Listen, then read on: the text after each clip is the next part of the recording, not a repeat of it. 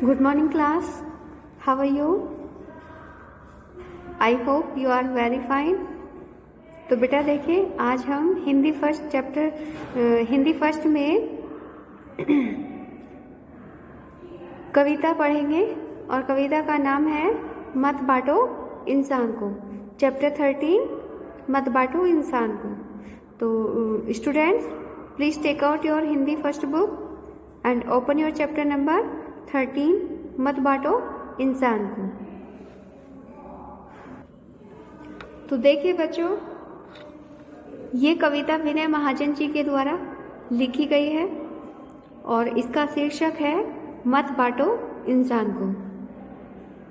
तो इसमें क्या है, इसमें कवि बताना चाहता है कि हम लोगों ने अपने धर्मों के अकॉर्डिंग भगवान को जो है बांट लिया है कि किसी ने मंदिर में जाके, किसी ने मस्जिद में जाके, किसी ने गिरजाघर में जाके, तो इंसान को मत बांटो।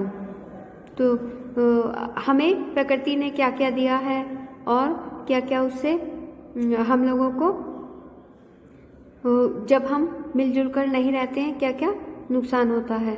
तो ये सारा इस कविता के माध्यम से कवि ने हमें बताया है। तो देखिए बच्चे, हम स्टार्ट करते हैं।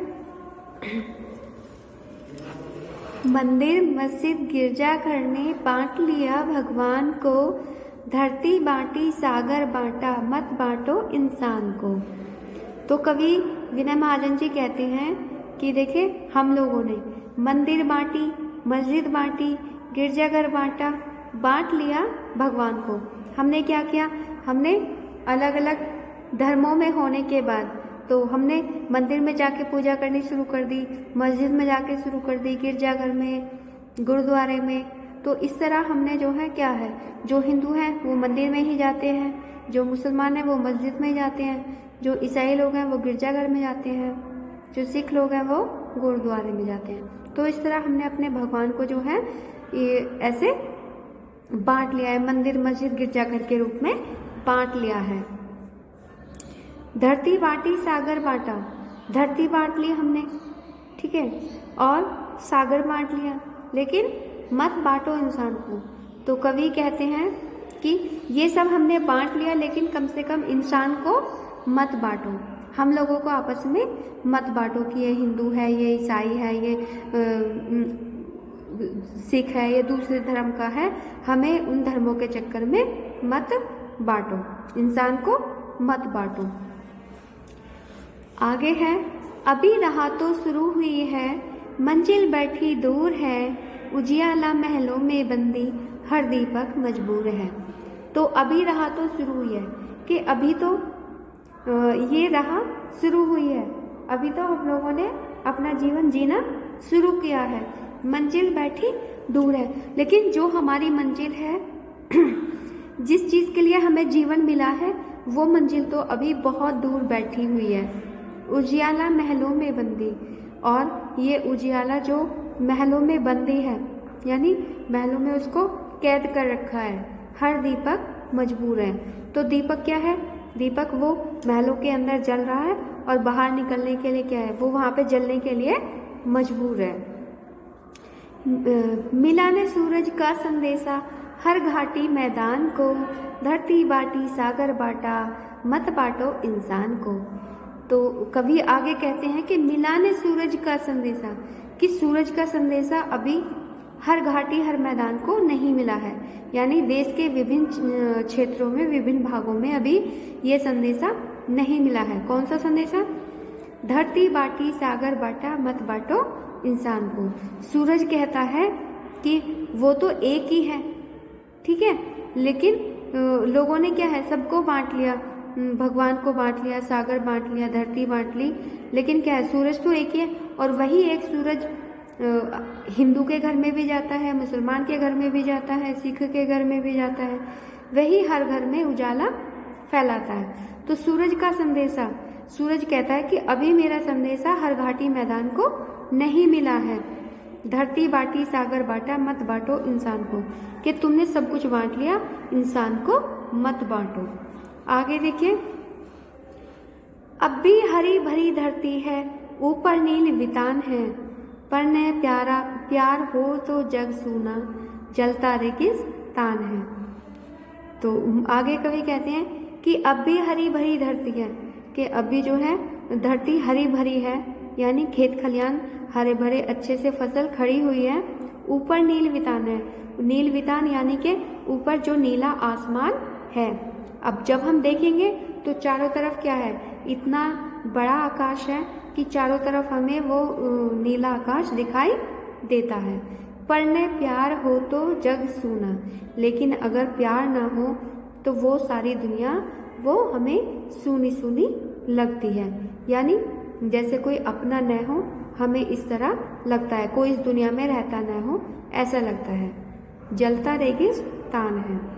तो आगे कवि कहते हैं कि धरती हरी भरी है, ऊपर आकाश इतना बड़ा फैला हुआ है, लेकिन अगर आपस में प्यार न हो तो हमें ये जग, ये दुनिया, ये संसार हमें सूना दिखाई पड़ता है।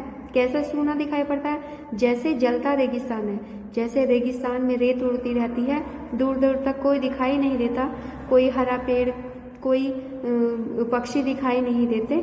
तो इसी तरह ये दुनिया जो है बिना प्यार के ऐसे जलती हुई रेगिस्तान की तरह हो जाएगी। अब आगे देखिए, तो देखिए आगे, अभी प्यार का जल देना है हर प्यासी चट्टान को, धरती बाटी सागर बाटा मत बांटो इंसान को। तो आगे कवि कहते हैं कि अभी तो जो है प्यार का जल देना है, यानी प्यार रूपी जल हमें सब में बांटना है, हर प्यासी चट्टान को। हाँ, प्यासी चट्टान से मतलब है हर इंसान से, हर इंसान को जिसको प्यार नहीं मिला है, हर इंसान के पास हमें प्यार बांटना है, जो इंसान प्यार के लिए प्यासा है। धरती बाटी सागर बाटा मत बांटो इंसान को, कि धरती बांट ली, सागर बांट लिया, इंसान को मत बांटो। साथ उठे सब तो पहरा हो, सूरज का हर एक द्वार पर, हर उदास आंगन का हक हो, खिलती हुई बहार पर। साथ उठे सब, जब सब एक साथ उठेंगे तो पहरा होगा, चारों तरफ क्या है, जब हम एक साथ मिलकर रहेंगे तो चारों तरफ पहरा होगा। सूरज का हर द्वार पर, यानी सूरज का जो उजाला है वो हर द्वार पर फैलेगा, हर दरवाजे पर फैलेगा। कैसे? जब साथ मिलजुल कर रहेंगे तो किसी में आपस में मनमुटाव नहीं होगा। हर उदास आंगन का हक हो, और कोई भी आंगन उदास नहीं होगा, और जो उदास है वो उस व्यक्ति का, हर उस आंगन का, उदास आंगन का ये हक होगा खिलती हुई बहार पर, यानी जहाँ बहार खिली हुई है, जहाँ खुशियाँ फैली हुई हैं, उन खुशियों पर हर इंसान का हक होगा, हर उदास आंगन का हक होगा।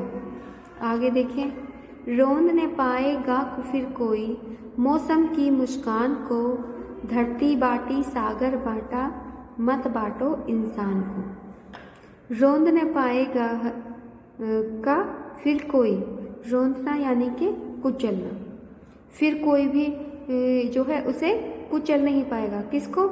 मौसम की मुस्कान को, यानी जो मौसम ने चारों तरफ खुशियाँ फैला रखी है, फूल खिले हुए हैं, उन्हें कोई रोंद नहीं पाएगा, कोई उन्हें नष्ट नहीं कर पाएगा, कोई कुचल नहीं पाएगा।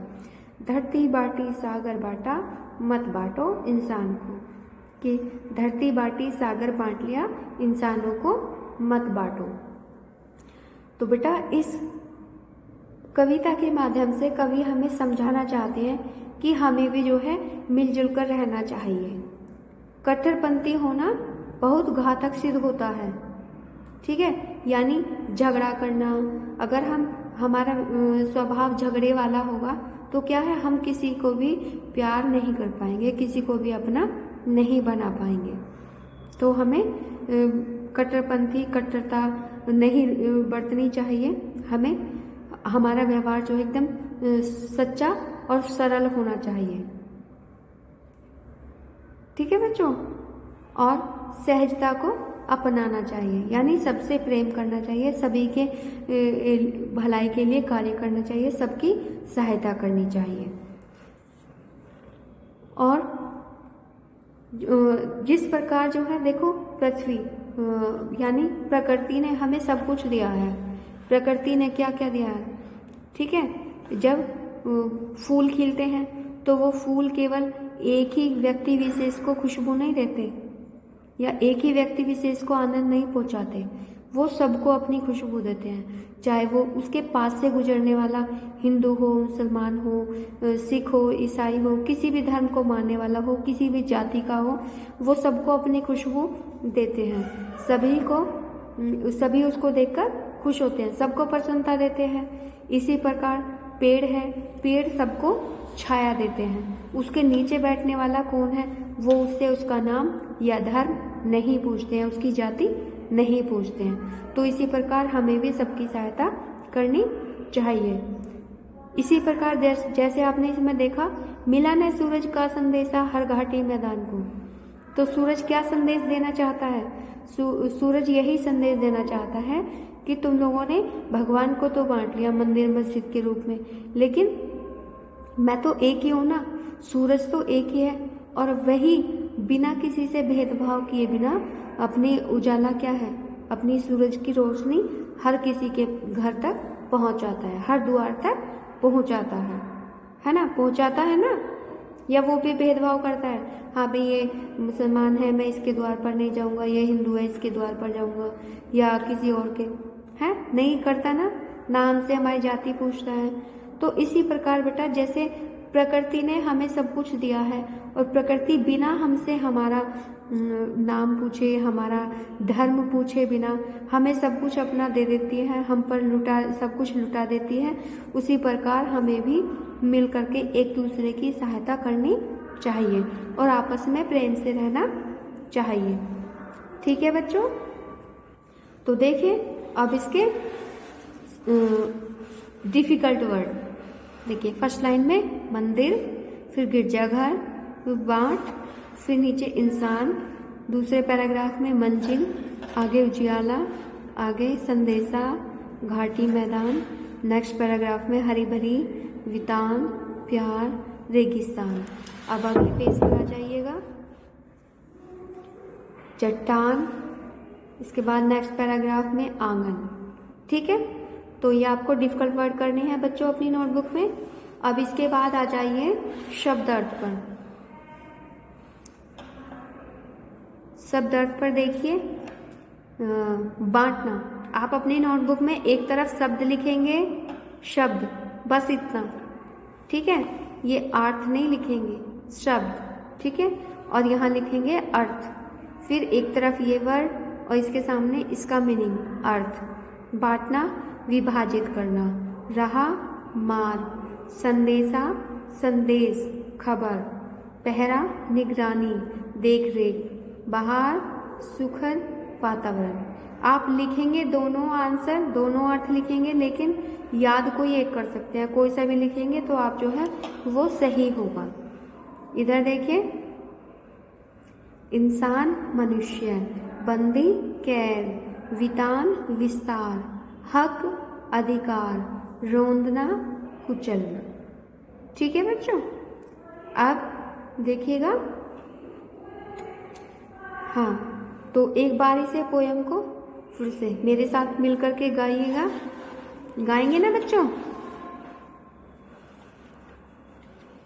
तो देखिए, गाइए और सभी बच्चे इसे लर्न भी करेंगे। ठीक है, बहुत अच्छी पोयम है, मुझे बहुत अच्छी लगती है। आई थिंक आपको भी बहुत अच्छी लगेगी। मंदिर मस्जिद गिरजाघर ने बांट लिया भगवान को, धरती बाटी सागर बाटा, मत बांटो इंसान को। मंदिर मस्जिद गिरजाघर ने बांट लिया भगवान को, धरती बाटी सागर बाटा, मत बांटो इंसान को। अभी रात तो शुरू हुई है, मंजिल बैठी दूर है, अंजियाला महलों में बंदी, हर दीपक मजबूर है। अभी रात तो शुरू हुई है, मंजिल बैठी दूर है, उजियाला महलों में बंदी, हर दीपक मजबूर है। मिला न सूरज का संदेशा हर घाटी मैदान को, धरती बाटी सागर बाटा मत बांटो इंसान को। मिला न सूरज का संदेश हर घाटी मैदान को। धरती बाटी सागर बाटा मत बांटो इंसान को। अब भी हरी भरी धरती है ऊपर नील मैदान है। प्यार न हो पढ़ने प्यार हो तो जग सोना जलता रेगिस्तान है। अब भी हरी भरी धरती है ऊपर नील मैदान है। पढ़ने प्यार हो तो जग सोना जलता किसान है। अभी प्यार का जल देना है हर प्यासी चट्टान को। धरती बाटी सागर बाटा मत बांटो इंसान को। अभी प्यार का जल देना है हर प्यासी चट्टान को। धरती बाटी सागर बाटा मत बांटो इंसान को। साथ उठे सब तो पहरा हो सूरज पर हर द्वार पर। हर उदास आंगन का हक हो खिलती हुई बहार पर। साथ उठे सब तो पहरा हो सूरज का हर द्वार पर। हर उदास आंगन का हक हो खिलती हुई बहार पर। रोंद न पाएगा फिर कोई मौसम की मुस्कान को। धरती बाटी सागर बाटा मत बांटो इंसान को। रोंद न पाएगा फिर कोई मौसम की मुस्कान को। धरती बाटी सागर बाटा मत बांटो इंसान को। मंदिर मस्जिद गिरजाघर ने बांट लिया भगवान को। धरती बाटी सागर बाटा मत बांटो इंसान को। तो बेटा कैसा लगा आपको? अच्छा लगा ना? ठीक है, तो इसी को सभी बच्चे गाएंगे भी और याद भी करेंगे। ठीक है बच्चों?